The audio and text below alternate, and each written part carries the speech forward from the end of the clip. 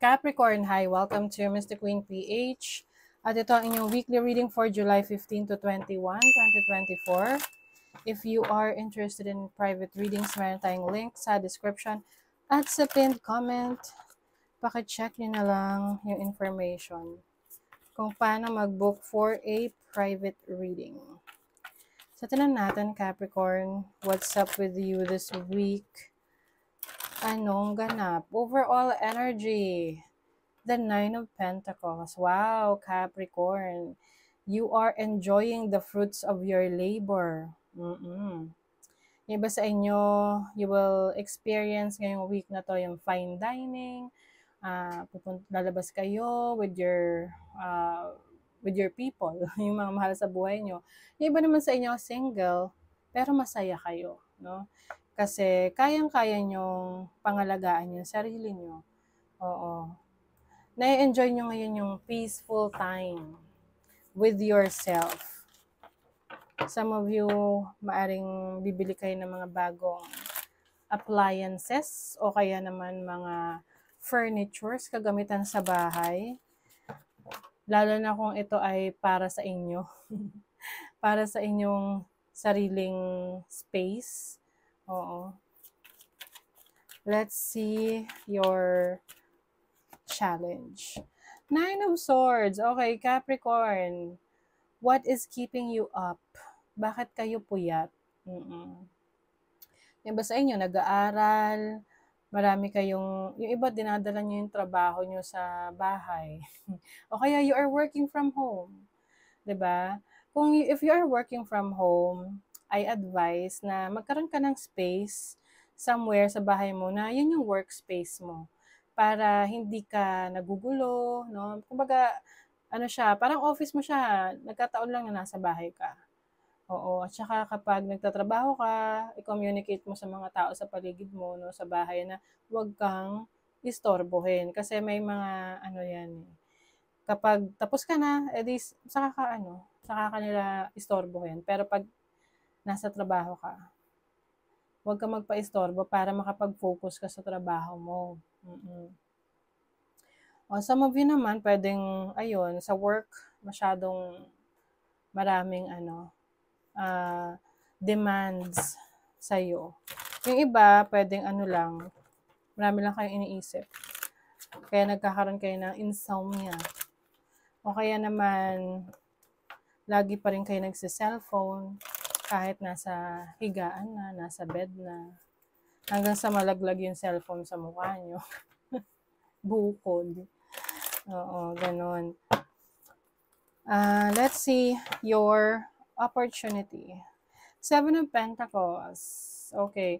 Ang Seven of Pentacles kasi, ito yung malapit na.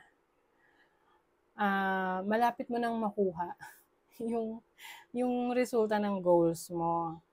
Pero, ang critical kasi dito is, hanggang, kung susuko ka ba. Oo. Kasi minsan, kapag hindi natin nakikita yung resulta, parang naiinip tayo na bakit gano'n, it's not working. Oo, baka hindi na to para sa akin. Pero ang totoo niyan, nagiging impatient ka lang. So, kung nakikita mo naman na may growth, may nagbabago, may nag-i-improve, ituloy mo lang. Kasi eventually, you will reap the rewards. Oo. Makukuha mo yan. Harvest time yan. Let's see your blessing. You have the Knight of Cups. As a blessing, yung iba sa inyo, meron kayong romantic partner na mahal kayo. Or someone who really cares about you. Someone who takes care of you. And yung iba naman, I see an offer, can be an offer sa career, sa business, na kumbaga magandang deal siya. Oo. Na pwedeng kukunin mo. Nasa sa'yo yan if you're going to take that offer. Okay, so let's clarify. What is the Nine of Pentacles? The Moon. Capricorn, you are finally taking care of yourself. Ang Moon energy kasi is a nurturing energy. Especially sa inyong emotions, sa inyong inner world. I feel like you're doing some shadow work. Part yan ng soul. Sabihin ko evolution. Yeah, soul evolution. Parang nag-evolve ka.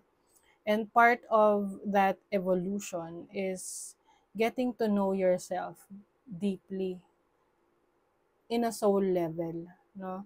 Kasi minsan kilala lang natin sarili natin na, ito ako, ito yung ginagawa ko. Pero nakilala mo na ba yung sarili mo deeply? 'Di ba? Maraming hindi pa talaga nila totoong kilala ang sarili nila. Marami tayong opportunities to get to know ourselves, to unleash talaga yung something hidden. Kasi tinan mo to, 'di ba? Sa labas, pusa siya. Pero tinitingnan niya yung reflection niya, iba yung nakikita niya. Okay? Parang nakakatakot. Hindi, I mean, ang pinapakita lang dito is yung kakayanan mo. Marami ka pang kailangang i-discover about yourself.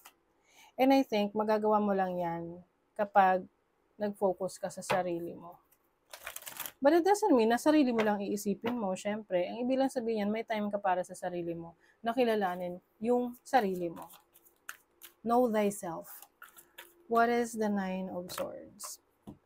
Five of Wands. Okay. Iba yun sa inyo, Capricorn. Pwedeng nagkakaroon kayo ng conflict with someone. No? This can be anyone. Pwedeng sa trabaho, mga katrabaho mo, kapatid mo, or pwedeng sa romantic partner mo, may nag-aaway dito. So, naaapektuhan ka tuloy.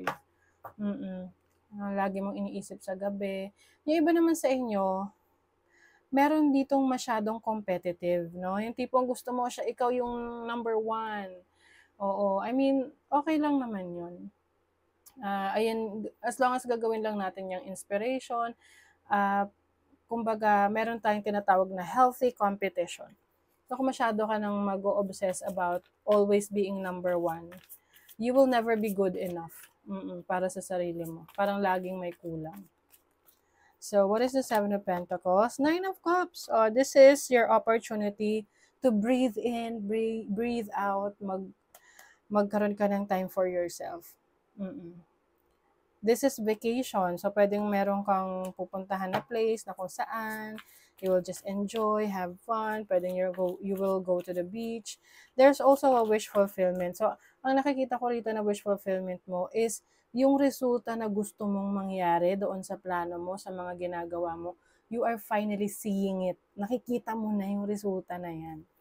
What is the Knight of Cups? You have the Four of Swords. As a blessing, you will have more time to take a rest.